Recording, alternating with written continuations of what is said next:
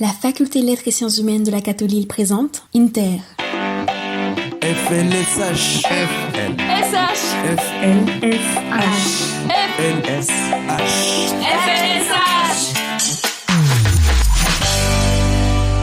Views. Bonjour à tous, vous écoutez Interviews, le podcast de la FLSH qui t'emmène découvrir l'intérieur du campus de l'Université catholique de Lille à travers diverses interviews. Je m'appelle Rosmita Pimon, je suis en 2e année de la licence MCC de la Cato et je suis là pour te faire découvrir ma faculté. Allez, viens avec moi. Alors, licence histoire, licence fermée, non. Ça l'a peut-être été, je ne sais pas, mais en tout cas plus du tout maintenant. Ce que vient de dire Baptiste aurait pu très bien convenir pour la licence lettres modernes. Le préjugé le plus répandu sur ces deux licences est le fait qu'elles permettraient simplement de devenir professeur. Est-ce vraiment le cas ?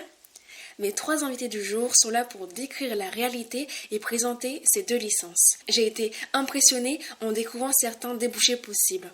Toi aussi, tu découvriras peut-être des choses. Mais avant cela, qui sont mes 3 invités ? Je m'appelle Baptiste Oustrin, je suis actuellement en Master 1 Relations internationales à la Cato et j'ai fait mes 3 années de licence à la Cato aussi, mais en licence histoire et c'est pour ça que je viens vous parler aujourd'hui.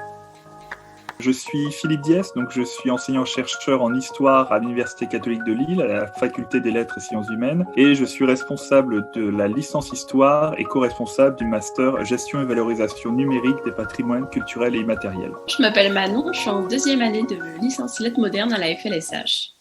Maintenant, je vais commencer par lire la présentation de la licence qu'on peut lire sur le site de la FLSH de la licence lettres modernes et tu vas me dire après par tes propres mots comment tu peux présenter ta licence. Tout d'abord, donc les lettres modernes conviennent aux étudiants passionnés par la communication, la culture, le goût de la variété et de la découverte.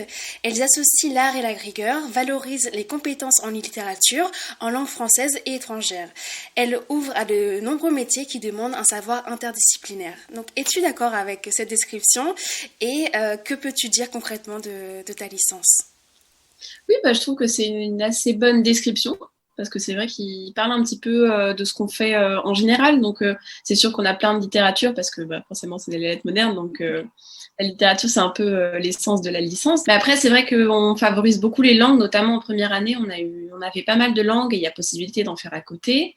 Et après, sinon, on a pas mal de matières qui sont vraiment pluridisciplinaires. Donc, on a du journalisme, on a de l'étude des arts, donc de la poésie, de la peinture, le théâtre, donc plein de matières différentes, de la linguistique. Et non, on a vraiment plein de choses et je trouve que la description est assez fidèle. Parfait. Sur la plaquette de présentation, on peut lire que on peut aller autant vers les métiers de la documentation que vers l'édition et le tourisme ou encore la communication. Je vais essayer de deviner dans quel secteur tu te situes. Donc je sais peu de choses de toi. Et j'espère ne pas me tromper. J'hésite entre la communication et le tourisme. Est-ce que j'ai raison ? Moi, ce que j'aimerais bien faire, c'est enseigner. Alors, j'aimerais bien être professeur, d'abord enseigner au lycée ou au collège, et après, j'aimerais bien faire une thèse pour être enseignant-chercheur, donc professeur à l'université. Je suis dans le débouché principal de la filière, quoi, un peu le cliché de la personne qui va en lettres modernes. Justement, les clichés, c'est un peu le thème de l'émission. Quel cliché, quel préjugé avais-tu en rentrant dans ce cursus ?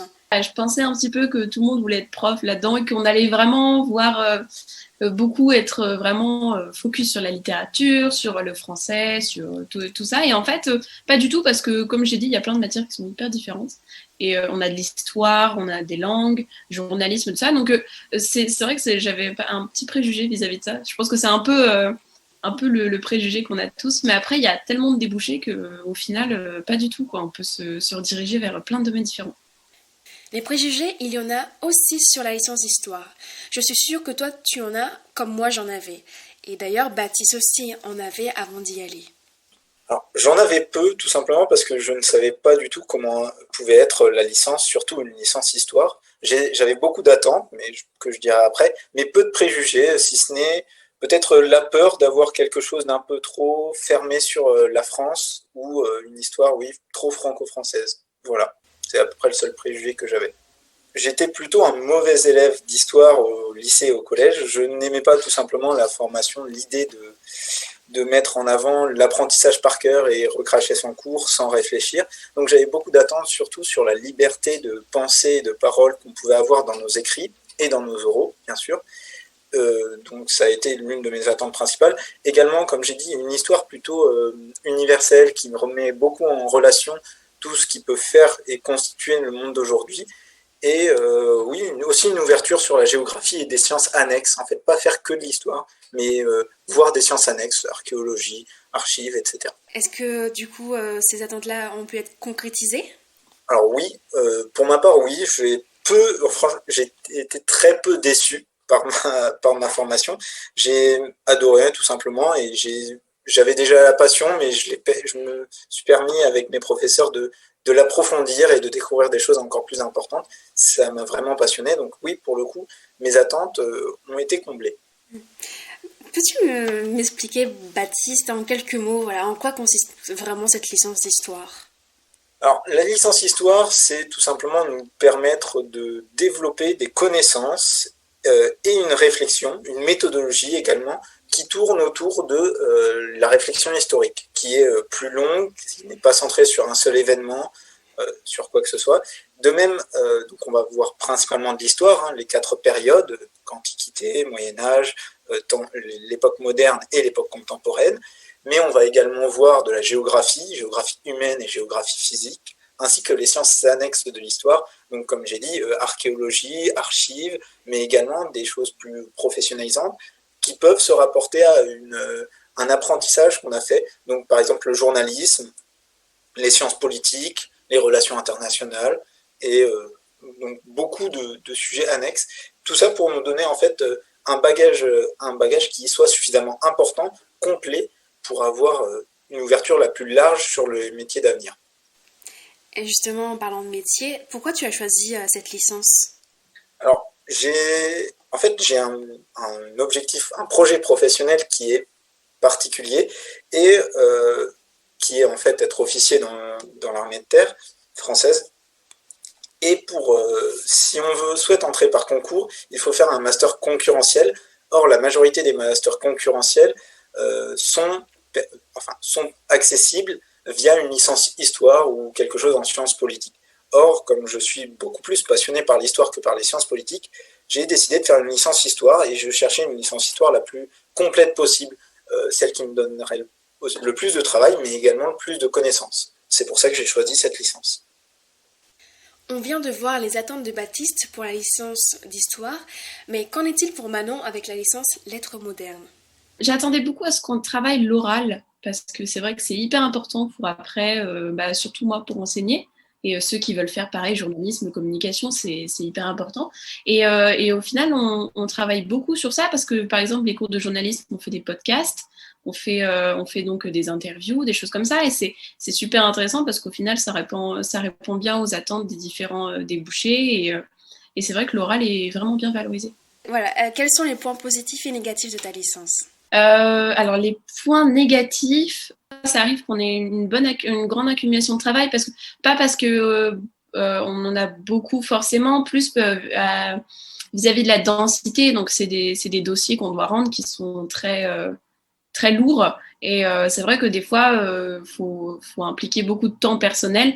Ce sera un petit point négatif, mais au final, ça va, c'est pas non plus, on n'est pas trop débordé. Il n'y a pas tellement de ça de points négatifs, parce qu'après, en point positif, on a une super entente de classe, les profs sont super sympas, on a des profs qui sont vachement à l'écoute, donc c'est cool parce que on peut leur poser des questions, on peut leur faire reprendre le cours si on n'a pas compris, et comme on est en petit effectif, justement, ça aide comme ça à la communication. On travaille la littérature à fond et puis les autres matières aussi. Donc, au final, pas tant que ça de points négatifs. Tu viens de dire que vous étiez en petit effectif. Vous êtes à peu près combien dans votre licence? Là, cette année, on est 14. Ah oui, donc c'est vraiment un peu... C'est vraiment pas beaucoup. Ah, ça va, l'année dernière, on était 19 ou 20. Ça allait, mais on a perdu beaucoup d'effectifs en cours de route. C'est parce que c'est sélectif? Alors, pas du tout. C'est juste que c'est des gens qui, donc, soit ont changé d'endroit d'études. Il y en a pas mal qui finalement n'ont pas pu continuer les études à Lille. Ou alors, c'est des gens qui, tout simplement, n'ont pas trouvé cette voie-là judicieuse pour la suite, pour ce qu'ils voulaient faire. Alors, du coup, ils ont changé. Ah bah justement, en parlant de poursuite d'études, il y a plusieurs masters qui peuvent être possibles après cette licence. On a parlé un petit peu des métiers, mais là, voilà, plus centré sur les masters. Est-ce que tu connais un petit peu les masters possibles après cette licence? Alors, je sais qu'il y a le master MEF qui est proposé par l'IFP. Donc, ça, c'est le master vraiment si on veut enseigner. Donc, ça permet de former donc, au concours des écoles, après le CAPES, le CAFEP. Donc, ça, c'est vraiment, c'est en collaboration avec la Cato, mais ça ne fait pas partie réellement de la Cato, mais il est proposé quand même.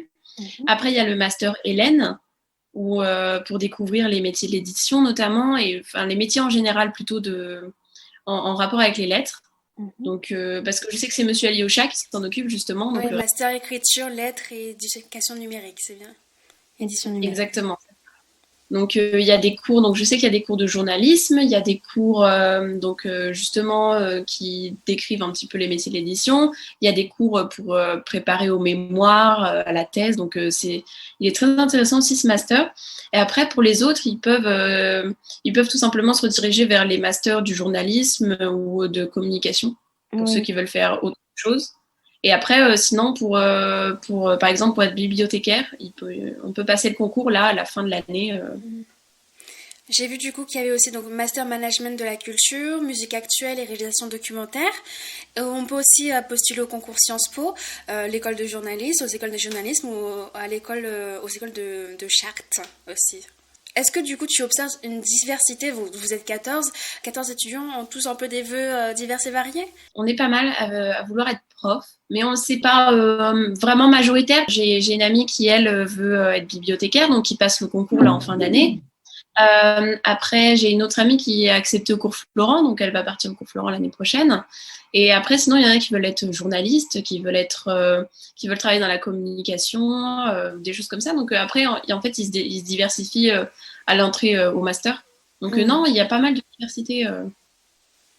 Et à quel profil d'étudiant conseillerais-tu ta licence?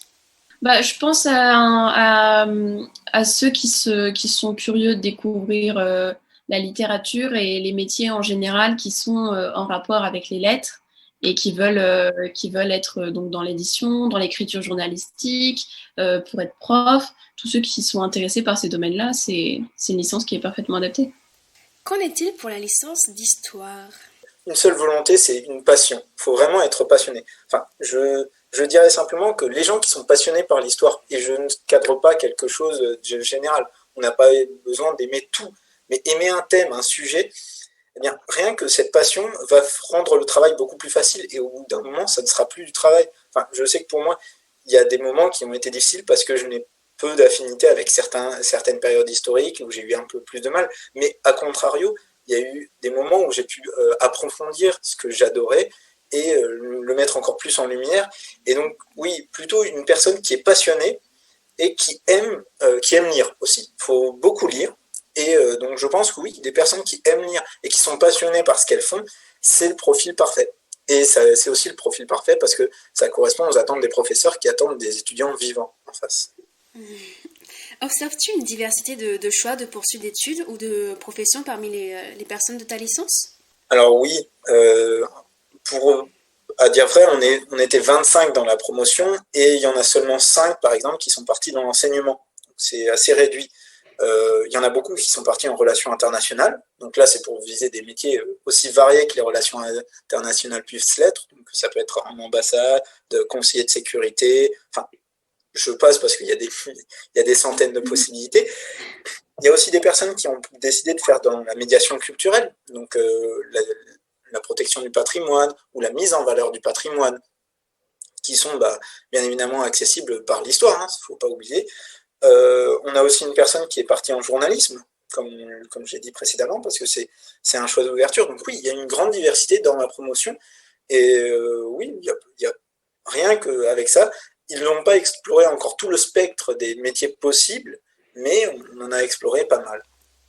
Donc, selon toi, il est dépassé de dire que la licence d'histoire permet simplement d'être historien ou professeur. Oui, pour moi totalement, surtout les licences histoire actuelles. Euh, Effectivement, si on veut être professeur d'histoire ou historien, faire une licence histoire, bien évidemment, c'est essentiel.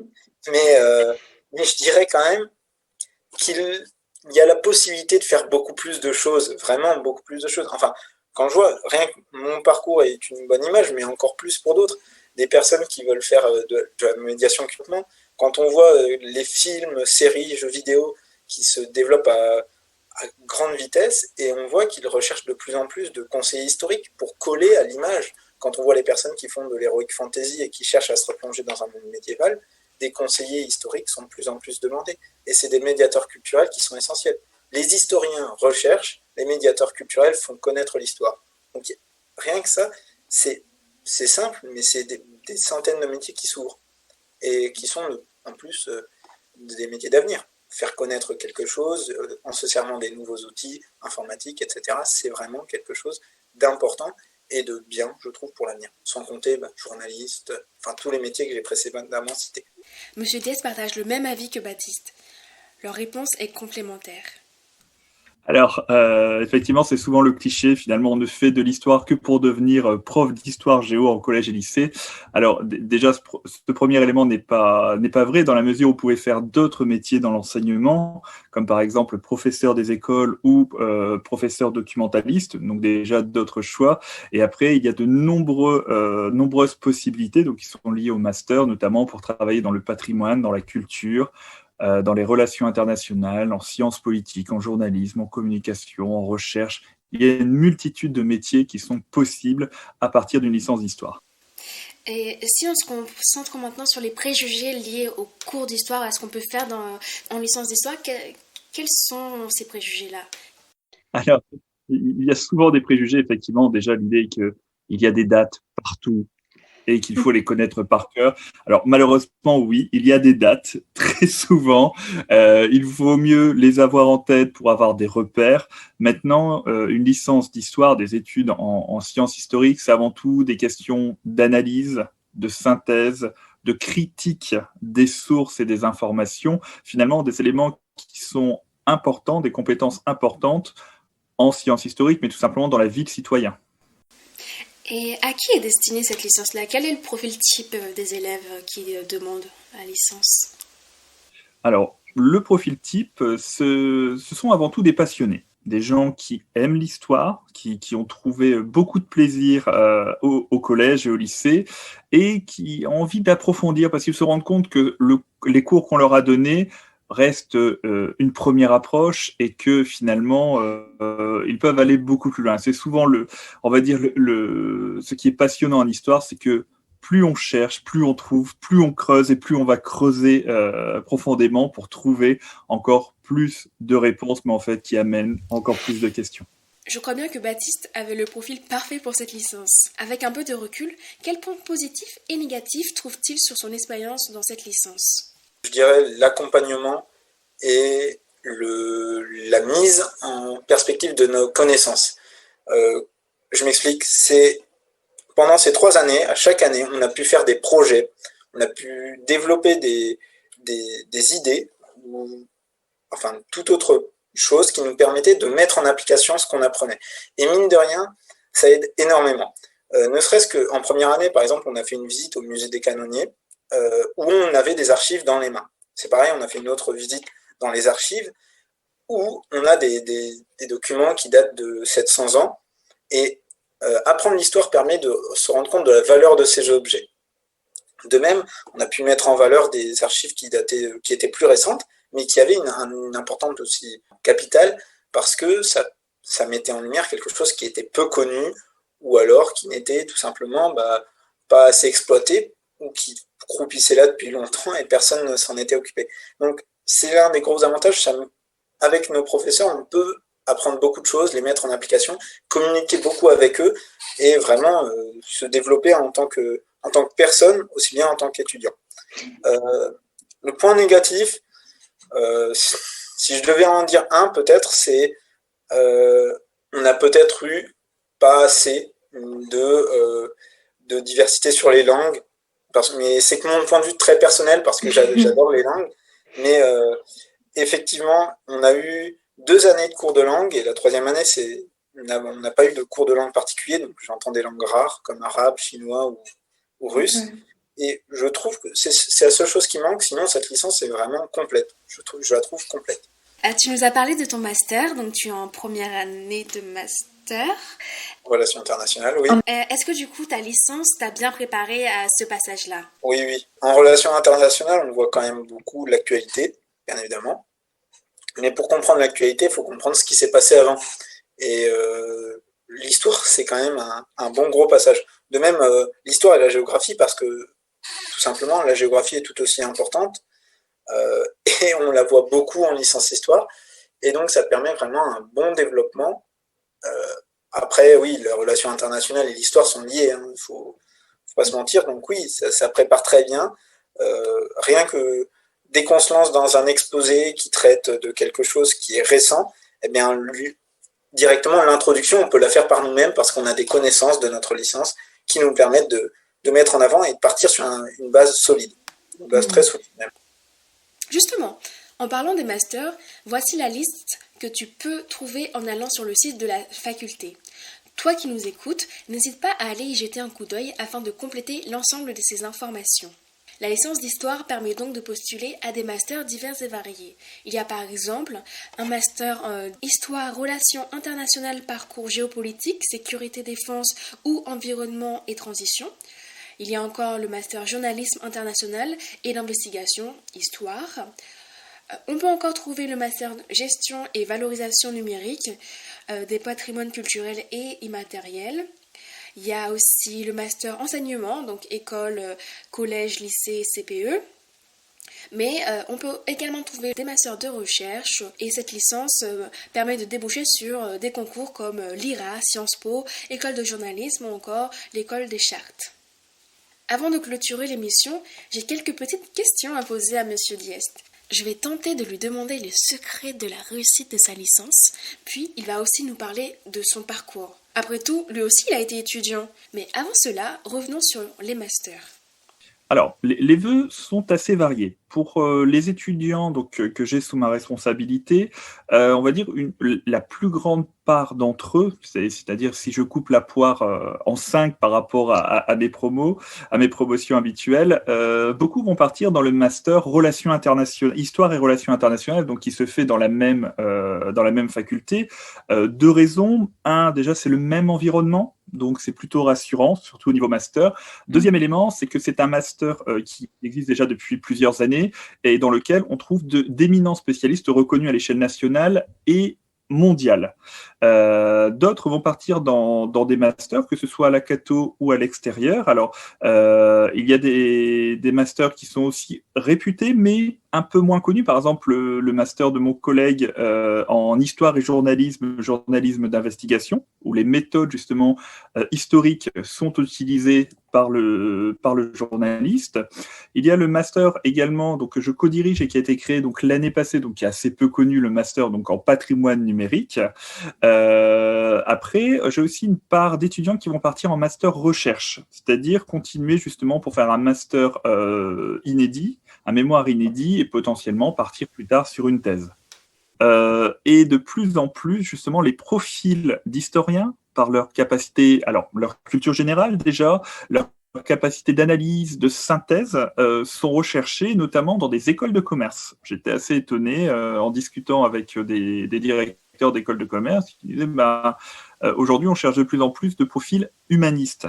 Et la licence d'histoire fait partie des humanités et justement ça permet d'offrir des profils différents et ces profils sont recherchés par exemple dans les écoles Sciences Po, dans les IEP, parce que l'historien a une perspective sur des temps beaucoup plus longs. Et donc, son analyse va être différente de personnes qui ont été formatées sur certaines analyses. D'accord, effectivement, c'est diversifié. Est-ce que vous avez des exemples de multiples possibles après donc, la licence ou les masters qu'on a pu aborder précédemment ? Alors, il y en a une multitude, c'est-à-dire que selon le master que vous allez choisir, le master va vous professionnaliser dans une branche et votre mémoire et le stage que vous allez faire va vous spécialiser. Donc, selon les masters, on peut devenir médiateur culturel, muséographe, on peut être attaché à une ambassade, on peut être responsable d'une ONG, on peut être journaliste au sein d'une grande édition ou journaliste freelance. On peut travailler dans la communication, on peut aussi être enseignant que ce soit de la maternelle jusqu'à l'université. Est-ce que selon vous, on peut prétendre à rentrer dans la vie active simplement avec une licence d'histoire ? Alors, je dirais que c'est possible, sachant qu'on peut le faire, on peut passer des concours à Bac+3, notamment les concours de la fonction publique, donc ça permet d'accéder à différents métiers. Maintenant, il est souvent conseillé d'aller plus loin dans ces études, la licence étant avant tout généraliste, elle vous forme. Comme je disais tout à l'heure, c'est le master qui va vous professionnaliser. Et donc, parmi des étudiants qui souhaitaient partir, par exemple, finir la licence pour passer des concours, notamment concours de Saint-Cyr, donc militaire, se disent, je vais aller plus loin parce que quand je vais rentrer dans la carrière militaire vraiment active, je vais entrer à un grade supérieur. Et c'est souvent ça qui est important. Donc, on peut très bien être à Bac+3 et passer les concours, mais il est conseillé effectivement de continuer en master. Pensez-vous pouvoir nous dévoiler un petit peu les secrets de la réussite de cette licence ? Alors, 2 secrets. 1, la passion. Ce que j'ai expliqué généralement, on vient en histoire parce qu'on est passionné et que cette passion va nourrir notre curiosité et on va découvrir de plus en plus de choses. 2e élément important, et le cadre justement de la FLSH offre cette possibilité, c'est d'être un étudiant fainéant mais intelligent. C'est-à-dire que il vaut mieux travailler en petits groupes pour se partager les lectures, pour réviser ensemble, pour permettre de comparer les travaux et les réflexions, plutôt que de vouloir tout faire tout seul dans un esprit de compétition qui, en fin de compte, va vous épuiser et risquer d'être contre-productif.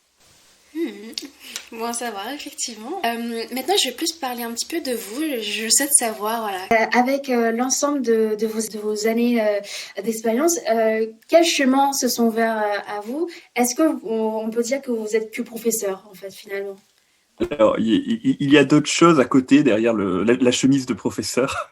Alors, je suis enseignant et chercheur, c'est-à-dire évidemment j'enseigne, ça fait partie de mes tâches, de transmettre, ça c'est quelque chose d'important, mais je suis également chercheur, c'est-à-dire que je publie des livres, des articles, je participe à des colloques, et aussi je participe énormément à ce qu'on appelle la vulgarisation scientifique, c'est-à-dire faire des conférences publiques, être référent par exemple pour des journalistes qui me contactent pour des domaines de ma spécialité.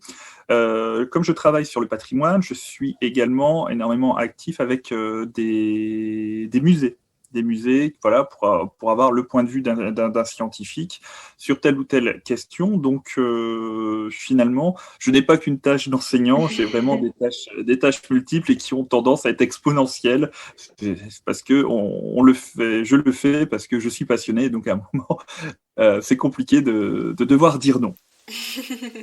Donc multicasquette. Merci beaucoup en tout cas Monsieur Diest d'avoir répondu à l'ensemble de mes questions. Voilà, cet épisode prend fin. J'espère que dorénavant, tu sais qu'il est possible de faire bien d'autres métiers que prof avec la licence d'histoire ou encore celle de lettres modernes. Si tu souhaites postuler à une de ces licences, ne te ferme pas la voie car les chemins ne sont pas bouchés. Mes 3 invités ont bien montré que ce n'est qu'un préjugé. C'était le 5e épisode d'Interviews. N'hésite pas à aller écouter les précédents. Je suis sûre que celui sur les séjours à l'étranger, les stages, l'orientation ou les bourses pourra également t'intéresser. Merci à Monsieur Diest, Baptiste et Manon pour leur participation. Je te dis à bientôt pour un dernier épisode qui mélangera la vie étudiante sur le campus et les soft skills. À bientôt. Alors, est-ce que la licence moderne est une licence fermée ? Pour moi, non. Parce que y a vraiment des profils très différents et ça permet d'avoir plein de débouchés très différents aussi. Donc pour moi, elle n'est pas du tout fermée, c'est au contraire très ouvert au profil de chaque étudiant.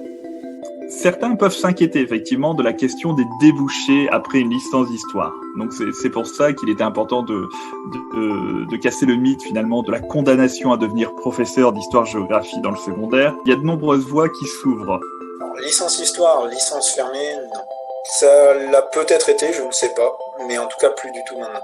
C'est très ouvert, il y a beaucoup de choix d'avenir, les projets peuvent être très nombreux, donc plus du tout, c'est plus une licence fermée. De même, je pense que tout le monde peut y entrer, donc c'est pas une licence fermée à l'adhésion, et c'est pas une licence fermée pour le futur. Un podcast de la Faculté des Lettres et Sciences Humaines de l'Université catholique de Lille, animé et réalisé par Rosmita Pimon, étudiante en licence médias, culture et communication.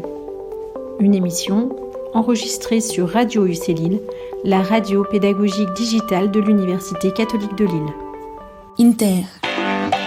FLSH. FLSH. FLSH. FLSH. FLSH.